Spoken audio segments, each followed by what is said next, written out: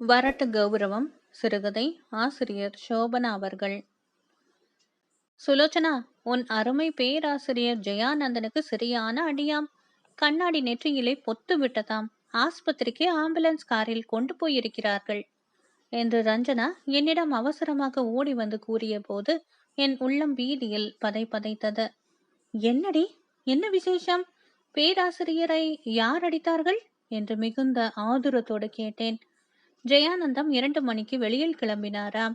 3 மணி வாக்கில் அவர் திரும்பும்போது பாதையில் இருவர் காரசாரமாக பேசிக்கொண்டு கையை வீசிக்கொண்டு இருந்தார்களாம். பேராசிரியர் அவர்களை விலக்கப் போயிருக்கிறார். மத்தியஸ்தம் செய்ய வந்த அவரை அவர்களில் முரடனாக இருந்த ஒருவன் ஒதுங்கி போகும்படி வற்புறுத்தி இருக்கிறான். ஜெயானந்தம் தீர்மானமாக குறுக்கிடவே அவனுக்கு மற்றவன் மேல் இருந்த கோபமெல்லாம் இவர் மேல் திரும்பி இருக்கிறது. அவருடைய மூக்கு கண்ணாடி உடைந்து போய் அதன் துண்டு ஒன்று நெற்றியிலே பாய்ந்து இருக்கிறது. ஆம்புலன்ஸ் வந்து அவரை ஆஸ்பத்திரிக்கு இட்டுச் சென்று இருக்கிறது. போலீசார் அந்த ஆசாமிகளை தள்ளி கொண்டு போயிருக்கிறார்கள் என்று கூறினாள் ரஞ்சனா. ஆசிரியர் ஜெயானந்தத்தின் மேல் எனக்கு ஒரு பக்கம் பரிவும் மற்றொரு பக்கம் எல்லையற்ற கோபமும் கொந்தளித்து கொண்டு எழுந்தது. ஊர் தகராறில் எல்லாம் இவர் ஏன் அனாவசியமாக தலையிட வேண்டும்? தன் மதிப்புக்கு குறைவானவர்களிடமும் அவர் மதிப்பை அறியாதவர்களிடமும் அவர் பழகும்போதுதானே இப்படிப்பட்ட அவமதிப்புக்கும் தாக்குதலுக்கும் அவர் ஆளாக நேருகிறது. முன்னொரு சமயம் அப்படித்தான் நடந்தது. ஜெயானந்தம் கொஞ்சம் முற்போக்குவாதி. அந்த கிறுக்கு அவரை பல கோணங்களில் சுழற்றி கொண்டு இருந்தது. வேதாந்தம், மனோ தத்துவம் இவைகளை பிரமாதமாக போதிப்பார். புது கருத்துக்களை பிரச்சாரம் செய்வது என்றால் அவருக்கு மகிழ்ச்சி. அன்று வகுப்பில் பொறுமையின் அவசியத்தை பற்றியும் அதை கை கொள்வது எப்படி என்பதை பற்றியும் விரிவாகவும் தீவிரமாகவும் பேசினார் அவர். சுவாரஸ்யமாக மாணவர்கள் யாவரும் அவருடைய பேச்சிலே முழு கவனத்தையும் செலுத்தி கேட்டனர். திடீரென்று வகுப்பின் நடுவிலே உட்கார்ந்திருந்த பிரபாகரன் என்ற வாலிபன் எழுந்தான். எப்போதுமே தைரியசாலி அவன். குறும்பு சேஷ்டைகளிலும் துடுக்குத்தனமாக பேசுவதிலும் வகுப்பில் அவன்தான் மகா மேரு. அனாயாசமாக நிமிர்ந்து உட்கார்ந்து பேராசிரியரை அலட்சியமாக ஒரு பார்வை பார்த்தான். மாணவர்களும் மாணவிகளும் அவனுடைய இந்த செய்கையைக் கண்டு வியந்து ஆசிரியரின் பிரசங்கத்தை கவனியாமல் அவன் மேல் நாட்டம் செலுத்தினர். பிரபாகரன் மற்றவர்கள் தன்னை கவனிக்கிறார்கள் என்று அறிந்தும் அதை கவனிக்காதவன் போல எழுந்து வெளியில் போனான். அவனுடைய செய்கை கல்லூரி விதிகளுக்கு முற்றிலும் முரணானது. ஆசிரியர் ஒருவர் பிரசங்கம் செய்து கொண்டு இருக்கும் போது அவன் இப்படி அதிக பிரசங்கித்தனமாக நடந்து கொண்டதற்கு அவன் கல்லூரியை விட்டே அப்புறப்படுத்தப்பட வேண்டியவன். ஜெயானந்தம் ஆத்திரத்தினால் சீறி எழுந்து படபடப்பாக ஏதாவது சொல்லுவார் என்ற மாணவர்கள் எண்ணி இருக்க வேண்டும். ஒருமித்து அவர்கள் ஆசிரியர் பக்கமாக திரும்பினார்கள். பிரபாகரன் நிதானமாகவும் அலட்சியமாகவும் ஆசிரியரை சிறிதும் லட்சியம் செய்யாமல் எங்கேயோ பார்த்து கொண்டே வந்து மீண்டுமாக உட்கார்ந்து கொண்டான். புரொஃபசர் யாரும் எதிர்பாராத விதமாக கலகலவென்று நகைத்தார். பிரபாகரா, உன் சோதனை பிரமாதம். அதி அற்புதம். பொறுமையை பற்றி பிரமாதமாக பேசுபவரிடம் அது கொஞ்சமாவது ஒட்டிக்கொண்டு இருக்கிறதா என்றுதானே நீ பரிசோதிக்க விரும்பினாய் என்ற ஜெயானந்தத்தின் உல்லாசமான பேச்சு மாணவர்களுக்கு திகைப்பை விளைவித்தது. பிரபாகரன் தன் சோதனையில் வெற்றி பெற்றாலுமே சோதிக்க விளைந்ததற்காக மனம் குன்றி தலை குனிந்தான். அது எதுவாக இருந்தாலும் அவன் மீது ஒழுங்கு நடவடிக்கை எடுக்கப்பட வேண்டும். ஆசிரியரின் அவமானத்தை தங்களது அவமானமாக கருதின மாணவர்கள் சிலர் உணர்ச்சி வசப்பட்டு கத்தினர்.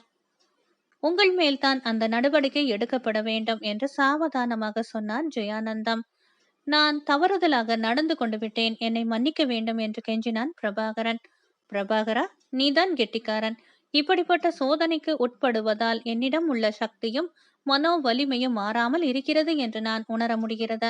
நானே அடிக்கடி அதை சுயமாக சோதனை செய்து கொள்பவன் தான். இன்று உன்னால் அந்த சோதனை செய்யப்பட்டது. சந்தோஷப்படுகிறேன் என்று ஜெயானந்தம் கூறினார். ஜெயானந்தம் இப்போது தன்னைத்தானே சோதனை செய்து கொள்ளும் அந்த செயலில் தான் ஈடுபட்டாரோ? அப்படி எண்ணி அவர் மத்தியஸ்தம் செய்திருந்தால்? கடிகாரம் 3:30 மணியை காட்டிற்று. வீட்டிலே இருந்தாலும் வேறு வேலைகள் ஜெயானந்தம் நினைவால் தடங்கலாகி கொண்டு போகின்றன. கொஞ்சம் முன்னாடியே கிளம்பினால் மனமாவது நிம்மதிப்படும் என்ற நோக்கில் காலிலே செருப்பை மாட்டிக்கொண்டு கிளம்பினேன். கல்லூரி திறந்து இருந்தால் ஜெயானந்தருக்கு அடிப்பட்ட விஷயம் காட்டு தீ போல எங்கும் பரவியிருக்கும். விடுமுறை காலமானதால் பிரின்சிபாலும் ரஞ்சனாவை போல மற்றும் சிலரும் தான் அதை பற்றி அறிந்திருந்தார்கள். பரீட்சை முடிவு வெளியாகும் சமயம் ஆதலால் பிரின்சிபால் போன் மூலமாக நிலவரத்தை அறிந்து கொண்டு இருந்தாராம். ஆஸ்பத்திரியில் பார்வையாளர் அறையிலே ஜெயானந்தரை பார்க்க காத்திருந்தவர்களில் பிரபாகரன் தான் எனக்கு பரிச்சயம் உள்ளவனாக காணப்பட்டான். என்னை கண்டதும் கலங்கி இருந்த தன் கண்களை கைக்குட்டையால் துடைத்து கொண்டே, ஆசிரியர் இப்படி மோசமாக நடந்து கொள்வார் என்று நான் கொஞ்சமும் எதிர்பார்க்கவே இல்லை. காட்டு மிராண்டிகளிடமும் துஷ்ட மிருகங்களிடமும் பழகும்போது சர்வ ஜாக்கிரதையாக இருக்க வேண்டும். வேடிக்கை பார்த்து கொண்டு இருந்த அவ்வளவு பேருக்கும் இல்லாத கரிசனம் இவருக்கு ஏன் வந்தது என்று படபடத்தான் அவன். நடந்தது நடந்துவிட்டது. ஆசிரியருக்கு எங்கே அடிபட்டிருக்கிறது உங்களுக்கு தெரியுமா என்று வினவினேன். இன்னும் கொஞ்ச நேரத்தில் தன்னால் தெரிந்துவிடும். எனக்கு நிச்சயமாக எதுவுமே தெரியாது என்று கூறிவிட்டு, இதோ கதவை திறக்குகிறார்கள் என்று கூறிக்கொண்டே பெஞ்சியிலிருந்து எழுந்தான். பேராசிரியர் ஜெயானந்தம் இருந்த அறைக்குள் நாங்கள் பிரவேசித்த போது அங்கே நாங்கள் கண்ட காட்சி மனம் பேதலிக்கும்படி இருந்தது. நெற்றியிலும் தலையிலும் பலமான கட்டு போடப்பட்டு இருந்தது. புரொஃபசருக்கு ஒரு கண்ணை மட்டும் தான் திறந்து வைத்திருந்தார்கள். கண்ணில் அடிபடவில்லை என்ற வார்டு சொன்னாள். வாருங்கள் என்று எங்களை கண்டதும் வரவேற்றார் ஜெயானந்தம். அவர் குரல் மெல்லிய இலை போல இருந்தது. உதட்டிலே மட்டும் புன்முறுவல் மறையவில்லை. எப்படி இருக்கிறது என்று கேட்டான் பிரபாகரன். மற்றவர்கள் பேராசிரியரின் பதிலை எதிர்பார்த்து கொண்டு இருந்தனர். ஒன்றுமில்லை, சின்ன காயம் என்றார் ஜெயானந்தம். பிரபாகரா, இன்னும் உன் உள்ளத்திலிருந்து அவசர புத்தியும் ஆத்திரமும் போகவில்லை. அவர்கள் சண்டையிட்டு கொண்டால் இவருக்கேன் இவ்வளவு அக்கறை என்று நீ நினைத்து கொள்வாய். அப்படித்தானே? இப்படியே ஒவ்வொருவரும் எண்ணினால் உலகத்துக்கு உய்வே கிடையாது. வேடிக்கை பார்த்து கொண்டு இருந்தார்களே அவ்வளவு ஜனங்கள், அவர்களில் 4 பேராவது முன்வந்து குறுக்கிட்டு இருந்தால் விஷயங்கள் இந்த அளவுக்கே வந்தே இராது. அத்தனை பேரும் சும்மா வேடிக்கை பார்த்து கொண்டு இருந்தார்கள். அவர்களில் ஒரு ஆசாமியாவது என்னுடைய சகோதரர்கள் ஒருவனோடு மற்றொருவன் சண்டையிட்டுக் கொள்கிறானே, இது நியாயமா? இதை அனுமதித்து வளர விடலாமா என்று சிந்தித்து பார்க்கவில்லை. சண்டைக்கு என்று வரைந்து கட்டிக்கொண்டு விலக்க வந்தவரையும் பிடித்து தள்ளும்போது அதை அலட்சியமாக எண்ணி இடையிலே பாய்வது அழகா என்று பிரபாகரன் ஆக்ரோஷத்தோடு கேட்டான். பிரபாகரா, அதுதான் தவறு. அவனுக்கு ஏன் அந்த மனப்பான்மை ஏற்பட வேண்டும்? சற்று யோசித்து பாரு. எல்லாம் அங்கு கூடியிருந்தவர்களால் ஏற்பட்ட வினைதான். அவர்கள் தன்னை எங்கே பயந்தாங்கொள்ளி என்ற பட்டம் கட்டிவிடப் போகிறார்களோ என்ற முடிவால் ஏற்பட்ட பலகீனம்தான். மற்றவனும் அதே நிலையில்தான் பலமற்றவன் என்று உணர்த்தும் விகிதத்தில் தவித்து கொண்டு இருந்தான். அந்த மற்றவன் மேல் ஏற்பட்ட பச்சாதாபம்தான் என்னை மீள முடியாமல் தடை செய்தது. அவனுக்கு தன்னை அந்த முரடனிடமிருந்து விடுவித்துக் கொள்ள உதவி தேவையாக இருந்தது. அவன் அதை யாசிக்க கூசினான். அதை நான் உவந்து அளித்தபோது ஜெயானந்தம் மூச்சுவிட பேச்சை சற்று நிறுத்தினார். நன்றாக உவந்தளித்தீர்கள். அப்படிப்பட்ட தன்மையுடையவன் சோனி நாயை போல தன் வாலை கால்களுக்கிடையே மடித்து வைத்துக் கொண்டல்லவா சொல்ல வேண்டும். வாலையும் ஆட்டிக்கொண்டும் உடம்பும் நோகாமல் இருக்க வேண்டும் என்று விரும்பினால் முடியுமா? ஓடும் ஆசாமியை கண்டால் தான் துரத்துபவனுக்கு எளிது. வாலை மடித்து கொண்டு போனால் கூட அந்த சோனி நாயை யார் சும்மா விடுகிறார்கள்? அதை காட்டி சூ விடுகிறார்கள். அப்போது அந்த நாயால் என்ன செய்ய முடியும்? பிரபாகரன் பதில் எதுவும் பேசவில்லை. ஜெயானந்தம் தாம் செய்ததை சரி என்று நிலைநாட்டிவிட்டார். அவர்கள் இருவரும் என்ன ஆனார்கள் தெரியுமா என்றார் ஜெயானந்தம். ஆவது என்ன?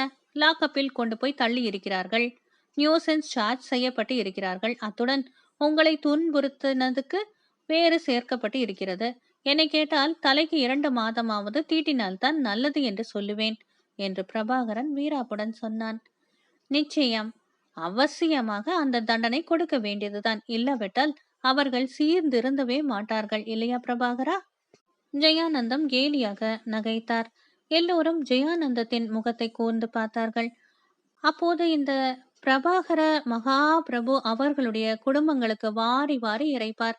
சிறையிலிருந்து அவர்கள் திரும்பி வரும் வரையிலும் அவர்களுடைய பெண்டாட்டி பிள்ளைகளை காப்பாற்றுவார். ஜெயானந்தத்தின் வார்த்தைகளை கேட்டு பிரபாகரன் சிரம் கவிழ்த்து கொண்டான். பிரபாகரா, நீதான் இந்த உலகத்தை அப்படியே பிரதிபலிக்கிறாய். ஆத்திரத்தால் தங்களுடைய நிலை தவறி தாங்கள் செய்யும் செயல்களை பற்றி அறியாது மிருகமாக நடந்து கொண்ட அவர்களுக்கு இப்படி தண்டனை அளித்தால் உலகத்தில் உள்ள அவ்வளவு பேர்களும் தங்கள் வாழ்க்கையில் அநேக மாதங்கள் இப்படிப்பட்ட தண்டனையை அடைய வேண்டியதுதான். சிலர் செய்கையில் அதை காட்டும்போது அதனால் ஏற்படும் சேதம் குறைவா? என்னைப் போல சிலர்தான் அதனால் துன்பம் அடைகிறார்கள். ஆனால் வார்த்தைகளால் தாங்களும் மிருகமாக நடந்து மற்றவர்களையும் மிருகமாக நடக்க தூண்டுபவர்களுக்கு இன்று உலகத்தில் உள்ள தலைவர்களில் பெரும்பாலானவர்கள் சிறையில் தள்ளப்பட வேண்டியவர்கள்தான். ஒரு வினாடி அமைதி நிலவிற்ற. அதெல்லாம் போகட்டும். நான் சப் இன்ஸ்பெக்டருக்கு ஒரு விண்ணப்பம் அனுப்ப விரும்புகிறேன். உங்களில் யார் கொஞ்சம் தங்கி அதை தயாரிப்பதில் எனக்கு உதவி புரிய முடியும் என்று ஆசிரியர் கேட்டார். என்ன விண்ணப்பம்? அவர்களை விடுதலை செய்ய சொல்லியா? அப்படியென்றால் நான் அதற்கு உதவ மாட்டேன் என்று பிரபாகரன் ஆத்திரத்தோடு சொன்னான். விடுதலை செய்வதோடு மட்டுமல்ல, உன்னை போன்ற ஆத்திரக்காரர்களிடமிருந்து அவர்களுக்கு பாதுகாப்பு கொடுக்க சொல்ல வேண்டும். சுலோ, நீ கொஞ்சம் இருக்கிறாயா என்று என் பக்கமாக பார்த்து கேட்டார் ஜெயானந்தம். என்று தலையசைத்தேன் நான். பார்வையாளர்கள் வெளியேற வேண்டிய நேரத்தை அறிவிக்கும் மணி ஒலித்தது. விழலுக்கு நீர் பாய்ச்சி மாயமாட்டோம் என்றார் பாரதியார். நீங்கள் சொரியும் அன்பு பாலைவனத்தில் பெய்யும் மழைதான். அவர்கள் அதற்காக கொஞ்சமாவது பச்சாதாபப்பட போகிறார்களா? பிரபாகரன் இப்படி சொல்லிவிட்டு எழுந்தான்.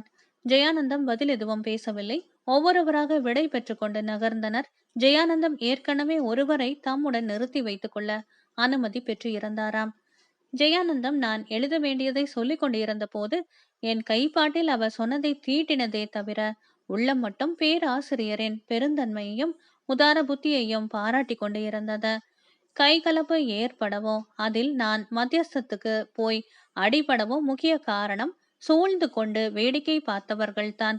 அவர்கள் அங்கு கூடாமல் இருந்திருந்தால் வாய் பேச்சு அடிதடிக்கோ கை நீட்டும் அளவுக்கோ வந்தே இராது. தாங்கள் அந்த இருவர் மேலும் வழக்கு தயாரித்திருந்தால் அது முற்றிலும் நேர்மையற்றது. அவர்கள் இருவரும் உண்மையிலேயே நிரபராதிகள். ஒவ்வொரு மனிதனிடமும் உள்ள வரட்டு கௌரவம்தான் அவர்களிடமும் இருந்தது.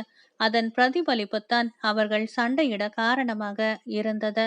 தாங்கள் அவர்கள் மேல் எடுக்கவிருக்கும் நடவடிக்கையை கைவிட்டுவிட்டு அவர்களை விடுவிக்க வேண்டும். அப்படியும் தாங்கள் நடவடிக்கை எடுக்க முற்பட்டால் அது உங்களிடம் தோன்றும் அது போன்ற வரட்டு கௌரவத்தின் பிரதிபலிப்புத்தான். நீங்கள் இயல்பாக நடந்தவைகளை ஒருவர் வற்புறுத்தியும் கூட ஏற்றுக்கொள்ள தயங்குகிறீர்கள். நீங்கள் ஏதாவது நடவடிக்கை எடுக்கத்தான் வேண்டும் என்று விரும்பினால் அங்கு கை கட்டி கொண்டு வேடிக்கை பார்த்து கொண்டு இறந்தவர்களை எல்லாம் பிடித்து ஒரு அரை மணி நேரமாவது லாக்கப்பில் வைப்பதுதான் பொருந்தும். என்னுடைய இந்த விண்ணப்பம் ஏற்றுக்கொள்ளப்படும் என்று நினைக்கிறேன். ஜெயானந்தம் சாவதானமாக கையெழுத்திட்டு அதை உடனடியாக சப் இன்ஸ்பெக்டரிடம் சேர்க்கும்படி யாரிடமோ சொன்னார். பிறகு என்னை பார்த்து, சுலோ, ஒரு அரை மணி நேரம் தாமதித்த பிறகு என்ன நடக்கப் போகிறது என்பதை பாரு என்று முறுவலுடன் இயம்பினார். ஆஸ்பத்திரியில் அரை மணி கழிவது பெரிய காரியமாகவே படவில்லை. அரை மணிக்கு முன்பாகவே அந்த ஆச்சரியகரமான சம்பவம் நடைபெற்றது. கடிதத்தை எடுத்துக்கொண்டு போனவன் 2 ஆசாமிகளை அழைத்து கொண்டு திரும்பி வந்தான். இன்ஸ்பெக்டர் அவர்களை வெளியிலே விட்டுவிட்டார். அவர்கள் இருவரும் உங்களை காண வேண்டும் என்ற ஆவலோடு வந்து இருக்கிறார்கள், வர சொல்லட்டுமா என்று கேட்டுவிட்டு இன்ஸ்பெக்டர் கொடுத்த சிறு சீட்டை அவர் கையிலே கொடுத்தான். ஜெயானந்தம் தம் சம்மதத்தை தெரிவித்தார். மறுவினாடி இருவரும் ஆதுரத்தோடு உள்ளே பிரவேசித்தார்கள். ஜெயானந்தரின் படுக்கை அருகிலே வந்து அவர் நிலையை கண்டதும் திடமாக இருந்த ஒருவன் கேவி கேவி அழுதான். ஆத்திரம் என் கண்ணை மறைத்து விட்டது. அவர்களிடம் நான் அநாகரீகமாக நடந்து கொண்டு விட்டேன் என்று தன் விக்கலுக்கிடையே சொன்னான் அவன். ஆசிரியர் என்னை பார்த்தார். பார்த்தாயா சுலோ, அவசர புத்தியாலும் சூழ்நிலையாலும் வரட்டு கௌரவத்தில் மனிதன் தன் அறிவை இழக்கிறான். பிறகு அது தெரியும் போது வருத்தப்படுகிறான் என்று என்னை பார்த்து சொல்லிவிட்டு அழுதவனை பார்த்து, நடந்த பின் சென்றதை எண்ணி வருத்தப்படுவதில் பிரயோஜனமே இல்லை. இனிமேல் அந்த மாதிரி நெருக்கடியை ஏற்படுத்தி கொள்ளாமல் இரு என்று போதகரை போல இயம்பினார். நாங்கள் எங்கள் ஆயுளில் இனிமேல் சண்டையிட்டுக் கொள்ளவே மாட்டோம் என்று கூறினான் மற்றவன். நீங்கள் மட்டும் அப்படி தீர்மானித்துக் கொள்ளுவதில் பிரயோஜனமே இல்லை. மற்றவர்களும் சுய புத்தியை இழக்காதவாறு பார்த்து கொள்ளுங்கள். முதலில் அந்த வேடிக்கை பார்க்கும் கும்பலை விரட்டுங்கள். அதுதான் இவ்வளவு கோர செயல்களுக்கும் தூண்டுகோல் என்று ஜெயானந்தம் அழுத்தம் திருத்தமாகவே சொன்னார். அவர்கள் மெல்ல நகர்ந்த பிறகு இன்ஸ்பெக்டர் அனுப்பியிருந்த சீட்டை பார்த்துவிட்டு ஜெயானந்தம் அதை சிரித்துக்கொண்டு என் பக்கமாக நீட்டினார். அந்த சீட்டிலே நான் வரட்டு கௌரவம் பாராட்டவில்லை என்று 4 வார்த்தைகளை எழுதி கையெழுத்திட்டு இருந்தார் போலீஸ் இன்ஸ்பெக்டர். அன்பானவர்களே, ஷோபனா அவர்கள் எழுதிய வரட்டு கௌரவம் சிறுகதை நிறைவு பெற்றது. நன்றி.